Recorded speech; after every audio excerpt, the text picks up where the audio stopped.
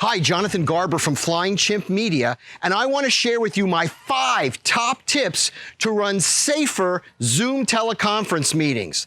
The first tip is use a dedicated email. If you're worried about your personal information being compromised, your email being used by hackers to get to your account, use a dedicated email address. Pick one up on Gmail or Yahoo or even pay for one. Doesn't matter. That way you'll know if there's any correspondence that isn't Zoom related, there's something wrong. It's probably spam. My second big tip is do not use your personal meeting ID. Zoom gives you the option of saying, use my personal ID for all of my meetings. Don't do that.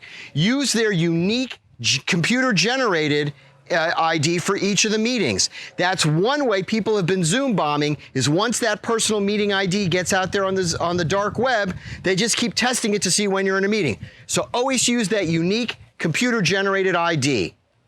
Do require a password.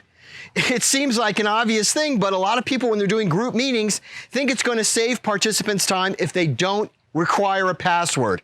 Do yourself and your participants a favor, particularly if you're using it for school or any community event like a scout meeting, require a password always.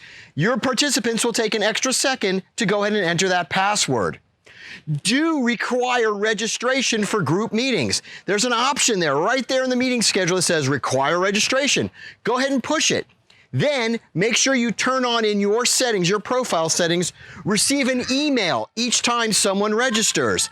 That way you'll see who is registering, you'll know how many people are coming, and you'll see if there's a name or address you don't recognize. You may want to investigate it and possibly kill their registration. My last great tip is do enable the waiting room. The waiting room is like a sandbox that all the participants have to sit in before being allowed into the meeting proper. It's also a great way to keep a lot of noise out when people join and they start talking and they aren't muted.